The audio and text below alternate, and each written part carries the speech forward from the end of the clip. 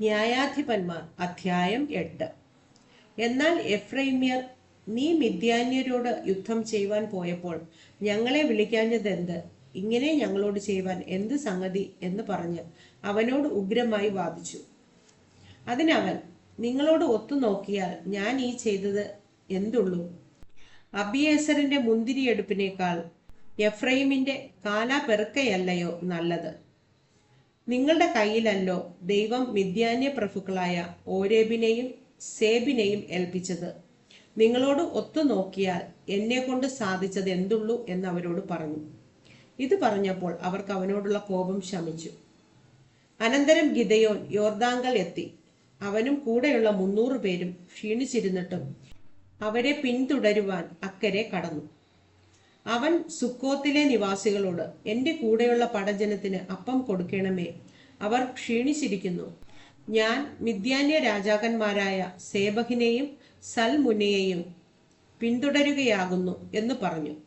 നിന്റെ സൈന്യത്തിന് ഞങ്ങൾ അപ്പം കൊടുക്കേണ്ടതിന് സേബഹിന്റെയും സൽമുന്നയുടെയും കൈകൾ നിന്റെ കക്ഷത്തിൽ ആകുന്നുവോ എന്ന് സുക്കോത്തിലെ പ്രഭുക്കന്മാർ ചോദിച്ചു. അതിന് ഗിദെയോൻ, ആകട്ടെ, യഹോവ സേബഹിനെയും സൽമുന്നയെയും എന്റെ കയ്യിൽ ഏൽപ്പിച്ച ശേഷം ഞാൻ നിങ്ങളുടെ മാംസം കാട്ടിലെ മുള്ളുകൊണ്ടും പറക്കാര കൊണ്ടും തല്ലിക്കീറും എന്ന് പറഞ്ഞു. അവിടെ നിന്ന് അവൻ പെനുവേലിലേക്ക് ചെന്ന് അവരോടും അങ്ങനെ ചോദിച്ചു. സുക്കോത്ത് നിവാസികൾ ഉത്തരം പറഞ്ഞതുപോലെ തന്നെ പെനുവേൽ നിവാസികളും പറഞ്ഞു. അവൻ പെനുവേൽ നിവാസികളോട്, ഞാൻ സമാധാനത്തോടെ മടങ്ങി വരുമ്പോൾ ഈ ഗോപുരം ഇടിച്ചു കളയും എന്ന് പറഞ്ഞു.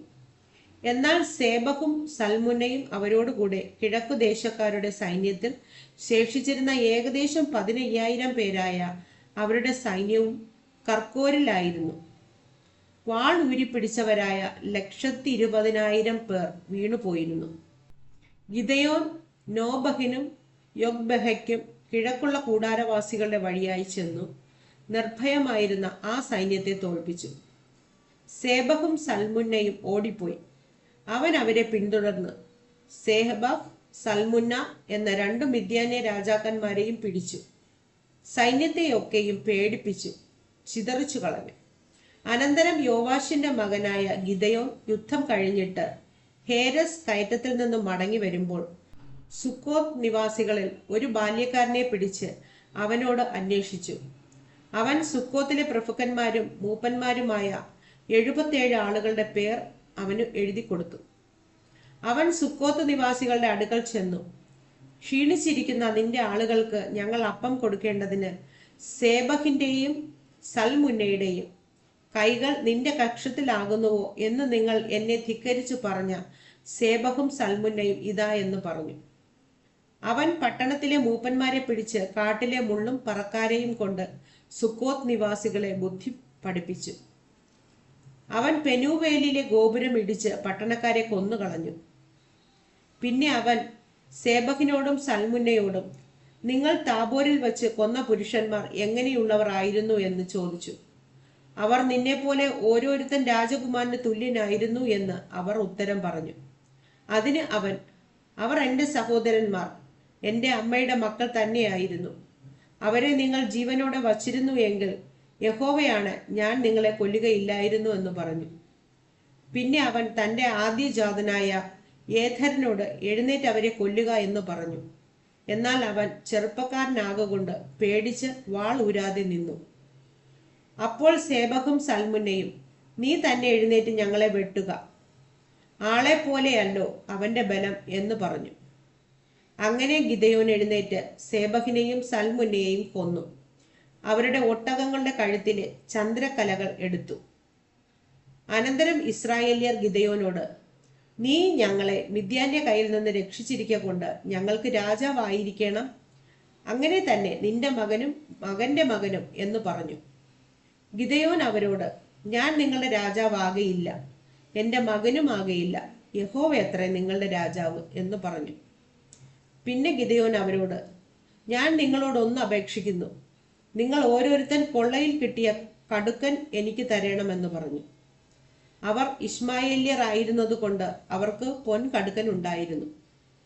ഞങ്ങൾ സന്തോഷത്തോടെ തരാമെന്ന് അവർ പറഞ്ഞു. ഒരു വസ്ത്രം വിരിച്ച് ഓരോരുത്തന് കൊള്ളയിൽ കിട്ടിയ കടുക്കൻ അതിലിട്ടു. അവൻ ചോദിച്ചു വാങ്ങിയ പൊൻകടുക്കന്റെ തൂക്കം 1700 ഷെക്കേലായിരുന്നു. ഇതല്ലാതെ ചന്ദ്രക്കലകളും കുണ്ഡലങ്ങളും മിദ്യാന്യ രാജാക്കന്മാർ ധരിച്ചിരുന്ന രക്താംബരങ്ങളും അവരുടെ ഒട്ടകങ്ങളുടെ കഴുത്തിലെ മാലകളും ഉണ്ടായിരുന്നു. ഗിദെയോൻ അതുകൊണ്ട് ഒരു ഏഫോദ് ഉണ്ടാക്കി തന്റെ പട്ടണമായ ഒഫ്രയിൽ പ്രതിഷ്ഠിച്ചു. ഇസ്രായേൽ എല്ലാം അവിടേക്ക് പരസംഗമായി അതിന്റെ അടുക്കൽ ചെന്നു.